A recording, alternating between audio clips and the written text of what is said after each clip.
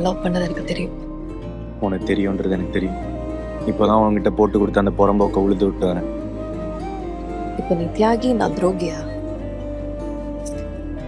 Devdas sir, நீங்க ஏன் இவ்வளவு எனக்கு பண்றீங்க? அவ்வளோ சீன்லாம் இல்லை. இது நார்மலாக எல்லா பசங்களும் பண்ணுறது தான். எது? தான் லவ் பண்ண கல்யாணம் பண்ணி அவன் லவர் கூட சேர்த்து வைக்கிறதா? லவ் பண்ண பொண்ணு நல்லா இருக்கணும்னு நினைக்கிறேன். ஓ, அப்ப பொண்ணுங்க நாங்க எல்லாரும் நீங்க நாசமா போகணும்னு நினைக்கிறோமா?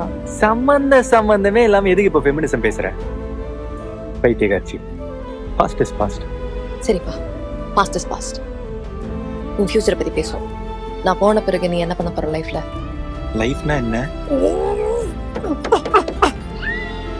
அதான் இந்த காதல், கல்யாணம், குழந்தை, குடும்பம். ஏய், என்ன ட்ரை பண்ற? நான் முடிவு பண்ணிட்டேன்டா. உனக்கு ஒரு நல்ல பொண்ணா பார்த்து கல்யாணம் பண்ணி வச்சுதான் நான் இங்க இருந்து கிளம்புவேன். லூஸ். முதல்ல இதெல்லாம் கேட்க நீ யாரு? நான் யாரா? சார், உங்க வைஃப் சார். புருஷன் லைஃப் செட்டில் பண்ண வேண்டியது பொண்டாட்டி கடமை இல்ல? புரிஞ்சுக்கோ குரு. என் வாழ்க்கையில இன்னொரு பொண்ணுன்ற ஆப்ஷன் இல்லை.